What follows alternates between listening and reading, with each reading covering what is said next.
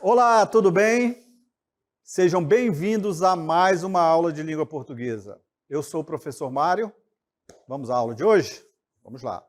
Aula 31, objeto de conhecimento, recursos linguísticos e semióticos que operam nos textos pertencentes aos gêneros literários. Detalhamento, figuras de linguagem, comparação, metáfora, personificação, metonímia, hipérbole, eufemismo, ironia, paradoxo e antítese. Muito bem, é isso. Vamos à aula?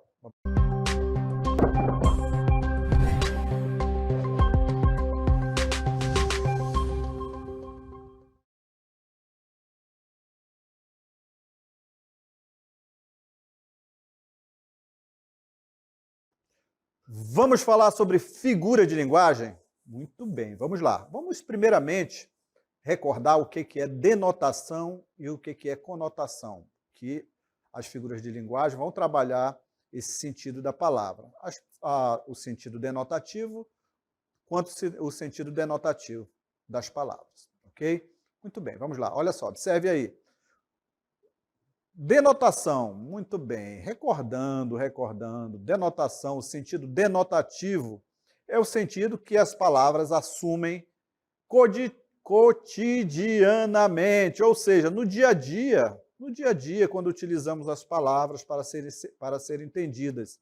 É o sentido primário, como está no dicionário, que uma palavra possui e que normalmente é encontrado no dicionário. Então, são palavras como você conhece, né? Então, se eu falar lápis, você já sabe que é lápis. Caderno é caderno, ok? Então, são palavras denotativas. São palavras no sentido real. E temos também as palavras com sentido conotativo. Olha só, observe aí, sentido conotativo. Temos o sentido conotativo? Exatamente. Então, temos o sentido conotativo. Ah, não, professor, me dê um exemplo. Me dê um exemplo de sentido denotativo antes de eu passar para o sentido conotativo. Muito bem, o professor já ia esquecendo, mas vou dar assim o exemplo para você. Olha só esse exemplo aí do sentido real, como está no dicionário. Você conhece o Sol? O Sol é uma estrela, não é isso? Exatamente. Olha só, então o Sol é a estrela central do sistema solar. Todos os outros corpos do sistema solar, como planetas, planetas anões, asteroides, cometa, poeira, bem como todos os satélites associados a estes corpos, giram ao redor do Sol. Então o Sol você conhece por isso, não é? Uma estrela central do sistema solar. Esse é o sentido real da palavra Sol, é o sentido denotativo, o sentido real. Então, quando falar no sistema denotativo, você já sabe que é o sentido real. Sol é a estrela que é onde gira ali ao redor o sistema solar, né? Então, o Sol é isso. Agora, se eu falar, por exemplo, no sistema denotativo para o sistema conotativo, agora sim, olha só, observe aí o conceito que nós temos aí da palavra, do sentido conotativo das palavras. Observe aí. Conotativo é o sentido figurado, é o sentido construído a partir da criatividade no uso da língua, utilizando o contexto que é utilizado essa palavra e a combinação com outros elementos para atribuir a uma palavra um novo sentido. Muito bem, então observe aqui. Sentido denotativo é o sentido real, é o sentido como nós utilizamos a palavra. O sentido conotativo é o sentido figurado. Utilizamos essas palavras junto com outras, aliadas a outras palavras, elas vão gerar um novo sentido, ok? Assim vão ser as figuras de linguagem. Elas vão trabalhar esse sentido conotativo, esse sentido figurado, para dar mais expressividade às frases, aos poemas, às letras de música. Então, sempre as figuras de linguagem vão aparecer com o sentido conotativo, que é o sentido figurado. Quando eu falo em Sol, por exemplo, como a letra dessa música aí, observe aí. Eu vou utilizar o Sol não como uma estrela solar, mas com um outro sentido, um sentido figurado, um sentido ali de para ele dar uma expressividade maior na letra de uma música, por exemplo. Temos aqui uma música, por exemplo, do grupo Ira, chamado O Girassol, do autor Edgar Escandurra. Muito bem, então a letra da música diz assim, ó: eu tento me erguer às próprias custas e caio sempre nos seus braços. Pobre diabo é o que sou, um girassol sem sol. Um navio sem direção, apenas a lembrança do seu sermão. Você é meu sol, 1,65 m de sol. E quase o ano inteiro os dias foram noites, noites para mim, meu sorriso se foi, minha canção também. Eu jurei por Deus não morrer por amor e continuar a viver. Agora notem aqui como ele vai utilizar essas palavras no sentido conotativo, ou seja, sentido figurado, não como o sentido do Sol, da estrela solar ali, o centro do universo, o centro, a estrela, exatamente. Então ele não vai utilizar com esse sentido, que é o sentido denotativo, utiliza com sentido conotativo, que é o que nós vamos estudar, que são as figuras de linguagem. Observe aí como ele utilizou a palavra sol. Olha só. Então temos aí, ó, quando ele diz assim, um girassol sem sol. Não sei se você sabe, mas o girassol, ele vai girando de encontro ao sol. Se o sol vai se pondo, ele vai acompanhando o sol. Então ele utiliza aí essa metáfora para dizer que um girassol sem sol, essa pessoa, ele é um girassol sem sol, ou seja, sem procurar o sol, ele fica estático, diferente do girassol que procura o sol conforme o sol vai mudando de lugar. Aí ele prossegue aí com outro termo indicando ali, outro termo que vai indicar o seguinte ali, olha, ele vai indicar assim, ó, ele fala outra vez sobre o sol, aqui, olha só, você é meu sol, ou seja, ele segue, né? Ele utiliza o sol como a referência dele, então é o centro solar, o centro da vida dele, né? 1,65 m de sol, então deve estar indicando aí o nome da amada ou amado dele aí, que mede apenas 1 metro, apenas não, é um tamanho considerável, né? Também não é baixinho assim demais, não, ou baixinho, 1,65 m de sol. Então notem aí que ele utiliza o sol de maneira conotativa, de maneira figurada. Assim vai ser as figuras de linguagem. As figuras de linguagem elas vão indicar, utilizar para dar mais ênfase a uma expressão, né? ênfase a um poema, a uma letra de música, dar uma expressividade maior. Então, para isso que utilizamos as figuras de linguagem, sempre na linguagem conotativa, linguagem figurada. Ok? Muito bem. Vamos conhecer algumas figuras de linguagem? Primeiramente, vamos conceituar o que é uma figura de linguagem. Figura de linguagem, também chamada de figura de estilo, são recursos estilísticos, ou seja, recursos que vão dar estilo à sua escrita. Né? Quando você vai escrever um poema, uma letra de música, então você precisa ali ter um estilo, então ela vai ficar mais, vai dar mais ênfase ali à letra da sua música, à letra do seu poema. Então, é um recurso estilístico usado para dar mais ênfase à comunicação e torná-la mais bonita, mais poética, diria até. Ok? Muito bem, vamos conhecer a nossa primeira figura de linguagem de hoje? Vamos lá, olha só. Então vamos falar aqui sobre antítese. Antítese, estão lembrados das nossas aulas de formação de palavras, prefixos? Exatamente, olha só. Temos aqui o ante. Estão lembrados? Que falamos que o ante ele vai indicar ali oposição de ideias, não é isso? Ante. Falamos aqui na aula de formação de palavras, nos prefixos ante, né, que eles vão indicar ali uma oposição de ideias, né, antidemocrático. Então, notem aí que ele vai trazer essa ideia de ante. Se ele tem um prefixo com ante, já sabemos que vem oposição aí, né, oposição de ideias, de alguma coisa. Então, vamos ver, vamos analisar? Olha só. Então temos aí antítese. O que é antítese? Antítese, essa figura de linguagem. Aqui, ó. Ela é a figura de estilo que usa palavras, olha só, ou expressões com sentido oposto. Olha aí o anti. Notaram como é importante conhecer também os prefixos, formação de palavras? Muito bem, olha só. Então aí são palavras ou expressões com sentidos opostos que contrastam entre si. Ocorre quando há a aproximação destes termos contrários.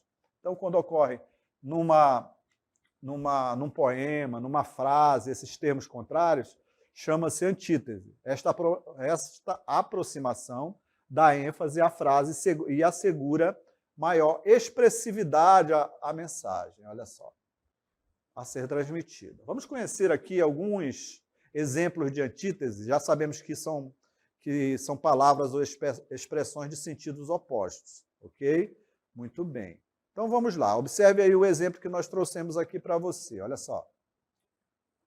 A sina dos médicos é conviver com doença e saúde. A sina dos médicos é conviver com a doença e a saúde. Olha só como temos termos opostos aqui, ó. Doença, e o oposto de doença é saúde. Antítese. Antítese. As orações, elas enfatizam as oposições, aproximam palavras de sentidos contrários. Está aí, ó. Doença, saúde. Isso é antítese, você não vai esquecer, né? Muito bem. Então, isso é antítese.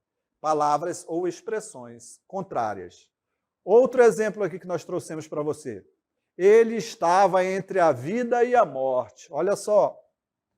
Vida, morte. Antítese. Orações que enfatizam oposições e aproximam palavras de sentidos opostos. Muito bem. Outro exemplo. A vida é assim. Um dia a gente ri, em outro a gente chora. Olha só. Palavras ou expressões opostas. Rir e chorar. Não é oposto? É oposto. Então, temos aí uma antítese. Orações que enfatizam as oposições e aproximam palavras de sentidos contrários. A educação é luz sobre trevas. Luz e trevas, luz e sombras. Palavras opostas. Muito bem. O amor e o ódio são sentimentos bem próximos. Amor, ódio.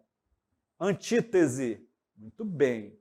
Antítese são palavras ou expressões opostas, ok? Então ficou claro com esses exemplos? Doença, saúde, vida, morte, rir, chorar, luz, trevas, amor e ódio. Muito bem, é isso. Vamos falar também sobre uma figura de linguagem que também é questão de oposição. Então você tem que prestar bastante atenção para entender essa diferença. A diferença entre antítese e paradoxo, que é o que nós vamos falar agora. Vamos falar o conceito aí de paradoxo, ok? Vamos lá. Olha só. Então temos aí paradoxo, que é também chamado de oxímoro, é definido como a aproximação de palavras contrárias. Olha só. Palavras contrárias, ok? Então temos aqui a aproximação de palavras contrárias, que podem ser associadas em um mesmo pensamento. Podem ser associadas em um mesmo pensamento. Lá, em antítese, ele indicava ali uma contrariedade de palavras opostas, não é isso? De palavras opostas. No paradoxo, ele tem uma diferença. Ele tem uma diferença que vai haver uma relação sem sentido algum. Sem sentido algum. Observe aí, no exemplo que nós trouxemos, vamos trazer para você. Trouxemos, está aqui, já está aqui, ó. Se você quiser me prender, vai ter que saber me soltar. Ok. Você poderia dizer, professor, aí é uma antítese. Mas, se você for prestar atenção aí na oração toda, nessa sentença, ela não tem muito sentido, né? Ela não tem relação de sentido. Não tem relação de sentido. Tipo, se você quiser me prender, vai ter que saber me soltar. Notaram como não tem uma relação de sentido? Ah, professor, então por que existe essa frase aí? Por quê? Porque o poeta quis assim. O escritor quis assim, quis utilizar um paradoxo.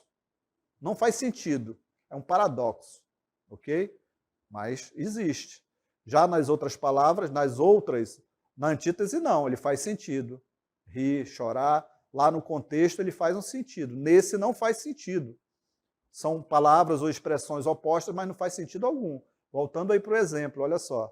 Né? Então, o exemplo, se você quiser me prender, vai ter que saber me soltar. Faz sentido? Não, né? A mesma situação dessa letra de música também aí do Renato Russo, que diz o seguinte: já estou cheio de me sentir vazio. Faz até sentido poeticamente, né?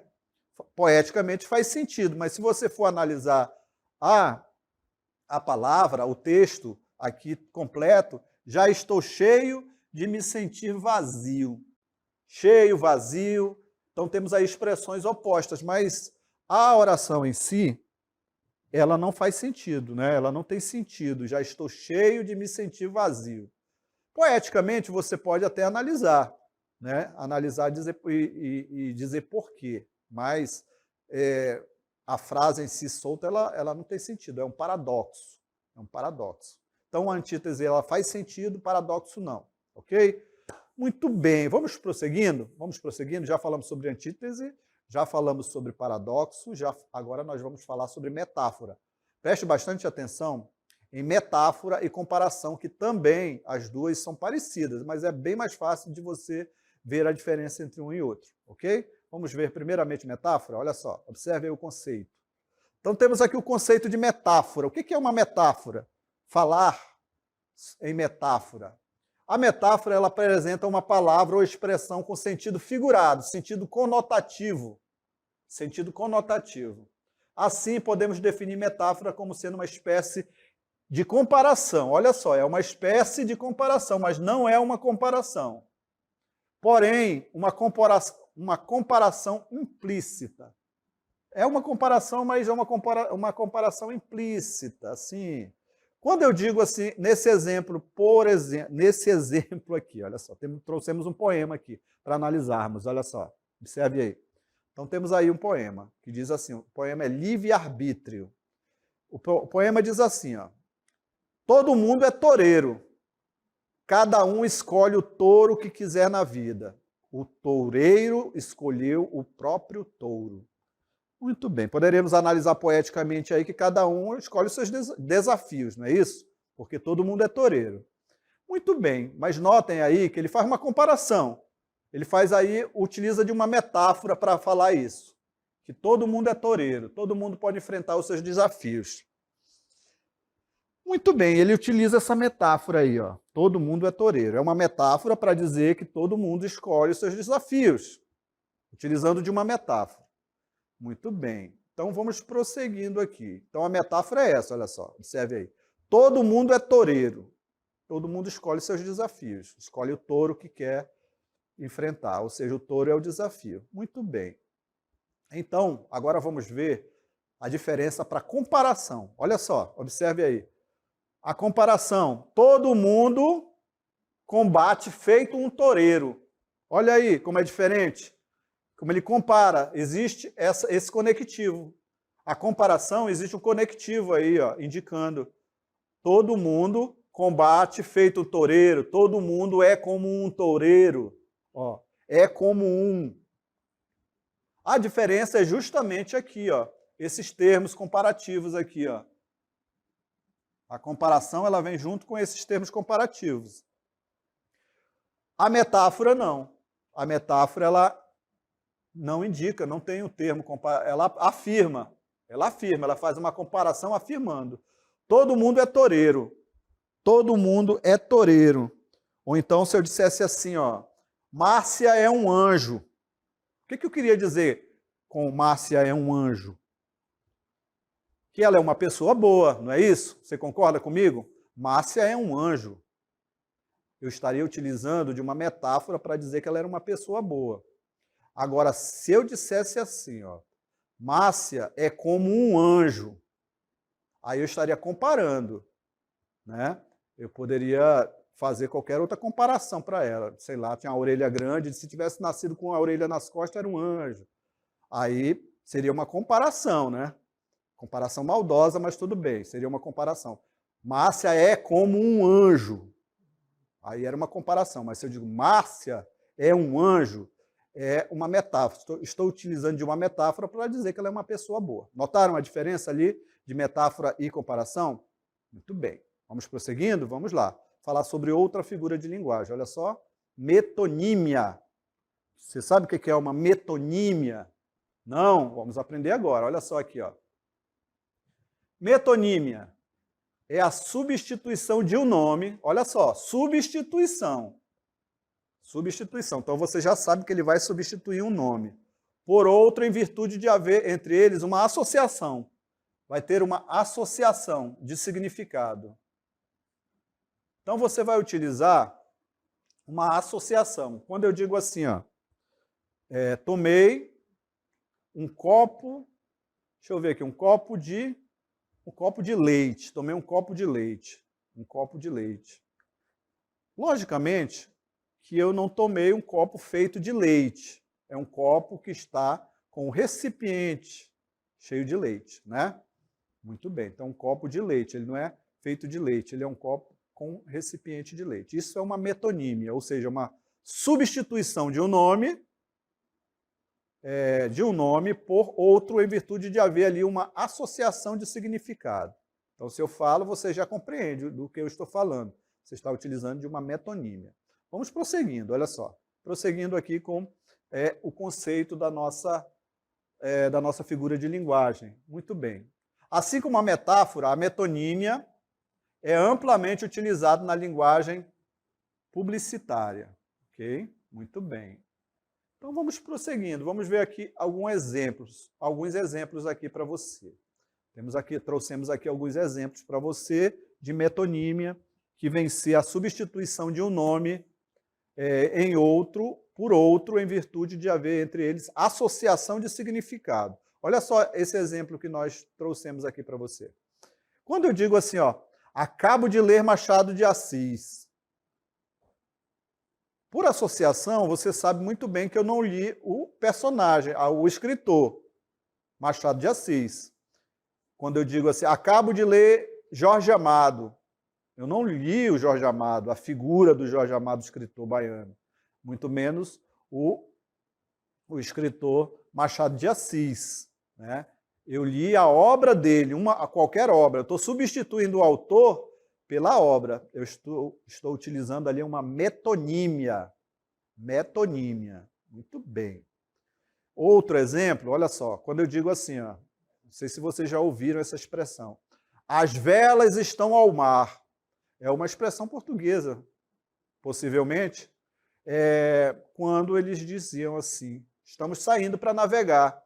Por quê? Porque as caravelas hasteavam as velas são esses elementos aqui do barco, olha que eu vou marcar aqui para vocês, se você não conhece, as velas, como os barcos não tinham motor, eles eram movimentados por essas estruturas aqui, ó, aparentemente de tecido, né? Não sei qual é o material, mas são esse material. Então eles içavam velas e o vento batia e levavam as caravelas ao mar. Então, quando se diz assim, as velas estão ao mar, quer dizer que o barco está indo ao mar, está navegando, está saindo do porto. É uma das situações aí. Então, as velas estão ao mar. Então, as velas estão substituindo aí a parte, que é a parte do barco, no caso do navio, do motor, ou algo que você associa pelo todo, que são os barcos saindo para o mar. Muito bem. A mesma situação, o exemplo que eu falei para você aí, quando eu disse assim, bebi 2 copos de leite. Olha aí o exemplo. Muito bem. Quando eu digo bebi 2 copos de leite, logicamente que você sabe que os copos não são feitos de leite, né? Não são feitos de leite. Ele está com o líquido do leite lá, tá bom? Então, isso aí é uma metonímia. Eu estou comparando aí o conteúdo pelo formato, pelo copo e tudo mais, ok? Muito bem. Então temos aí outro exemplo, ser o Cristo da turma, quando eu digo, pegaram ele para Cristo, ou seja, para ele ser o culpado, né? Então também é uma metonímia, é uma figura de linguagem, utilizado muito nas publicidades, utilizado também nas letras de música, poema e tudo mais. Vamos prosseguindo, falando um pouco mais aí. Completou 10 primaveras, ou seja, completou aniversário, fez 10 anos de aniversário. Esse é uma das características. Temos mais exemplos? Temos mais? Temos. O brasileiro é malandro, ou seja, está pegando o singular pelo plural, generalizando. Brilham os cristais, ou seja, a matéria pelos copos. Então, são exemplos aí de metonímia, ok? Muito bem, vamos prosseguindo, então, falando um pouco aí mais, vamos falar agora sobre hipérbole, que é o exagero. Olha só. Então, ele ocorre quando uma mensagem é transmitida de forma exagerada. Quando eu digo assim, já falei 1000 vezes, ninguém fala 1000 vezes, ou já falei 1 milhão de vezes. É um exagero, né? Eu estou utilizando de uma hipérbole, ok? Vamos ver aí um poema, olha só, observe aí o poema. O coração dispara, tropeça, quase para. A mão ampara, a calma, encosta lá na alma. O laço é certeiro, metades por inteiro, não vou voltar tão cedo, mas vou voltar porque eu amei te ver. Então notem aí que o coração dispara, tropeça. Tudo é um exagero, né? Tudo é um exagero. Exagero, utilizando hipérbole. Muito bem. E, utilizando esse sentido figurado aí da hipérbole. Chorei um oceano de lágrimas. É um exagero, ninguém chora. Chorei um rio de lágrimas, tudo exagero, tudo hipérbole. Ok? Vamos falar sobre ironia? Vamos falar sobre ironia agora, olha só. Ironia ocorre quando se afirma o contrário daquilo que realmente quer se afirmar. Como assim, professor? O contrário do que se quer afirmar. Geralmente é empregado com a intenção de crítica e necessita de um contexto para ser identificado. Você não pode... Às vezes você fala de uma... Você vê muito na internet, a pessoa escreve algo e as pessoas não entendem o contexto que é escrito, né? A situação, toda a situação ali que permeia aquela fala, né? Então, para você entender uma ironia, você tem que estar a par do contexto. Porque se eu disser assim, bonito, hein? Aí você vai pensar assim, poxa, você é bonito. Aí vai depender do contexto que você está vivenciando aquilo, né? Até a expressividade da voz. No caso da voz ou da escrita, a escrita vai estar escrito lá todo o contexto para poder se entender a ironia. Mas se eu disser assim, quando alguém faz algo errado, eu digo assim, bonito, hein? Eu estou sendo irônico, né? Estou dizendo, justamente falando o contrário do que eu quero falar, que ele está fazendo algo que não é legal. Quando eu saio de casa, olho assim, está uma hora temporal, aí eu falo, que dia lindo! Estou sendo irônico, na realidade o dia está horrível, né? Então isso é ironia, falar o contrário do que se indica, ok? Muito bem, trouxemos também mais um poema aqui, utilizando ironia do nosso grande Carlos Drummond de Andrade. Vamos lá, observe aí. Então temos aí um poema que diz assim, vamos ver se nós conseguimos entender essa ironia aí nesses versos de Carlos Drummond de Andrade. Vamos ver se nós conseguimos. Muito bem, vamos lá então. Olha só, diz assim, ó. Que beleza, Montes Claros! Como cresceu Montes Claros! Quanta indústria em Montes Claros! Montes Claros cresceu tanto, ficou urbe tão notória, prima rica do Rio de Janeiro, que já tem 5 favelas, por enquanto, e mais promete. Então notem aí que para você entender, você tem que entender o contexto. Montes Claros é a cidade de Carlos Drummond de Andrade. Ele está fazendo um elogio aqui? Não. Notem aí que ele não está fazendo um elogio à cidade dele. Como cresceu, olha só, Montes Claros. Ele vai elogiando. Quanta indústria em Monte Carlos, Montes Claros, professor, isso, Montes Claros. Montes Claros cresceu tanto, ficou urbe tão notória, urbe é a cidade, tá? Ficou tão populosa, tão urbe, tão cidade, tão notória, prima rica do Rio de Janeiro, grande cidade da época dele lá, tá? No tamanho, na indústria e tal. Que ele faz essa comparação com o Rio de Janeiro, que já tem 5 favelas. Aí ele vem e faz a crítica.